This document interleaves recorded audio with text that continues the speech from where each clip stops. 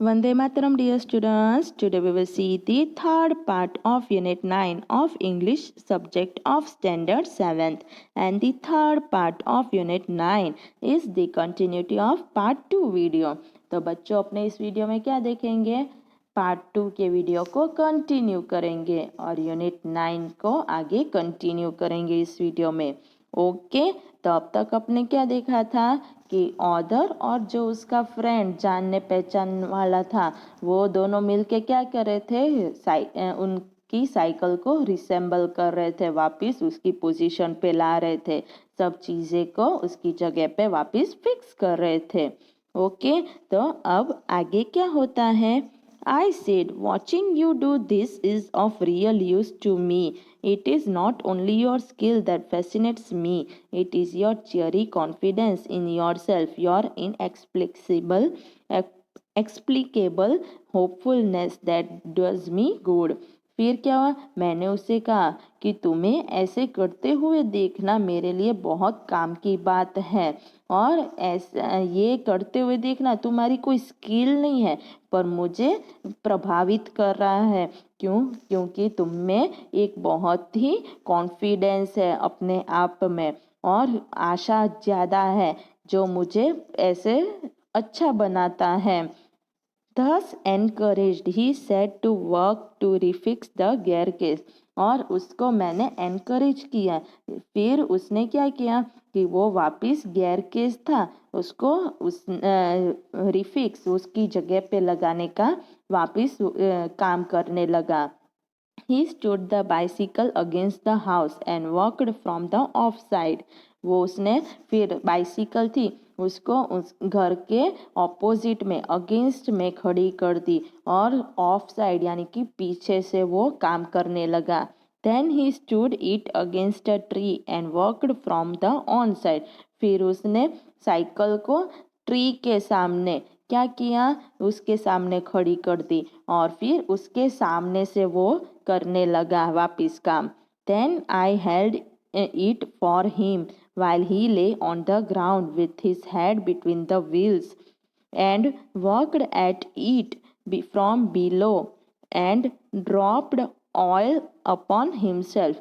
फिर क्या हुआ कि मैंने उसकी मदद करने के लिए साइकिल को पकड़ लिया और वो ग्राउंड पे मैदान पे लेट गया और जो दो साइकिल के दो व्हील्स थे उसके बीच में उसने खुद का सिर रखा और नीचे जाके वो काम करने लगा और जो ऑयल था वो उसके ऊपर गिर रहा था। Then he took it away from me and doubled himself across it till he lost his balance and slid over to his head. और फिर लगाने के बाद उसने मेरे पास से साइकिल ले ली और फिर वो चलाने लगा तब तक जब तक उसका बैलेंस छूट नहीं गया और वो सिर के बल गिर नहीं गया। Then he lost his temper and tried bullying the thing. फिर उसको गुस्सा आ गया और वो क्या करने लगा? बुलिंग यानी कि चिल्लाने बुरी बुरी बातें बोलने लगा साइकिल को। The bicycle, I was glad to see, showed spirit, and the subsequent proceedings degenerated into a little else than a rough and tumble fight between him and the machine. फिर जो मैं बाइसिकल जो मैं देखकर खुश था उसने मुझे क्या दिखाया कि एक फाइट हो रही थी जैसे कि उसके और मेरी साइकिल के बीच में, दोनों को कभी कोई ऊपर था कभी कोई ऊपर था। One moment the bicycle would be on the gravel path and he on the top of it. The next the position would be reversed. He on the gravel path and the bicycle on him.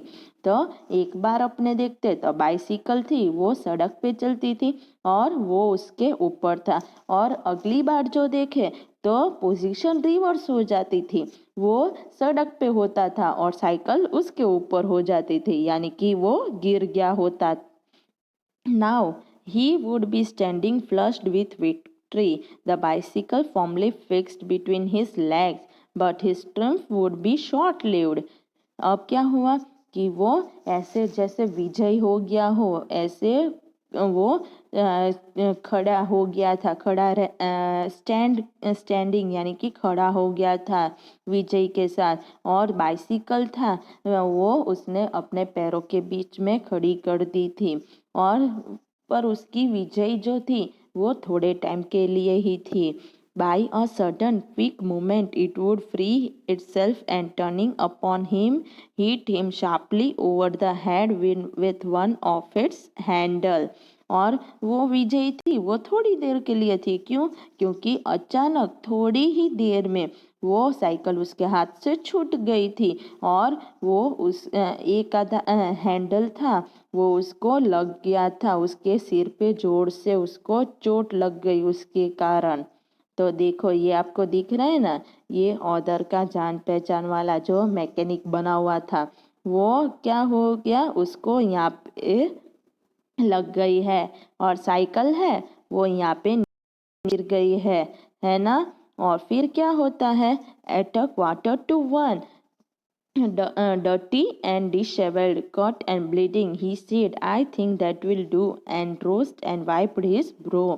और फिर 1:15 के आसपास, quarter to 1 या 1:45 के आसपास क्या हुआ था कि वो पूरा डर्टी हो गया था और धूल से भर गया था, ब्लीडिंग हो रही थी, उसको चोट लगी थी इसलिए। और उसने कहा कि मुझे लगता है इतना काफ़ी है। और फिर वो खड़ा होके पूरा ऐसे वो मिट्टी जो लग गई थी उसको वो झापट रहा था, वाइप कर रहा था। The bicycle looked as if it also had enough of it. और बाइसिकल को देखे तो वो भी ऐसी लग रही थी कि ज़्यादा लगी हो। Which had received most punishment it would have been difficult to say. ये कहना बहुत कठिन था कि दोनों में से किसको ज़्यादा सज़ा मिली थी। I took him into the back kitchen where so far as was possible he cleaned himself, then I sent him home. फिर मैंने क्या किया, मैं उसको पीछे जो किचन था वहाँ पे ले गया था, वहाँ पे पॉसिबल था ले जाना। और उसने अपने आप को साफ किया और फिर मैंने उसको अपने घर भेज दिया। तो ये थी साइकिल के बारे में पूरी स्टोरी। इसको लिखा किसने है, जेरोम ने, एब्रिज्ड। ओके, तो मजा आई ना स्टोरी में। क्या है स्टोरी में, साइकिल के बारे में है और ऑथर है उसके जान पहचान वाला जो मैकेनिक बनता है साइकिल को लेके, उसके बारे में है पूरी स्टोरी, राइट। तो अब आप सबको क्या करना है, इसको अच्छे से समझना है, पूरी स्टोरी को पढ़ना है और न्यू एंड डिफ़िकल्ट वर्ड्स जो भी हो उसको आपको एक्स्ट्रा रफ नोटबुक में लिखना है। ओके, वंदे मातरम।